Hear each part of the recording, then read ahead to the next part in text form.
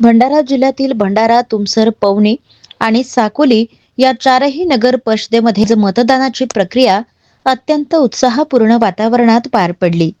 निवडणूक यंत्रणेकडून देण्यात आलेल्या माहितीनुसार चारही पालिकांचा सरासरी मतदानाचा आकडा 67.3% इतका नोंदविण्यात आला आहे. तर जिल्ह्यातील प्रत्येक ठिकाणी नागरिकांनी सक्रिय सहभाग नोंदवत मोठ्या प्रमाणात मतदान केले आणि यामध्ये भंडारा नगरपालिकेमध्ये 62.68%, पवनी नगरपालिकेमध्ये 73.54%, साकोली नगरपालिकेत 71.24%, तर तुमसर नगरपालिकेमध्ये 70.36% असा अंतिम मतदान टक्केवारीचा आकडा समोर आलेला आहे.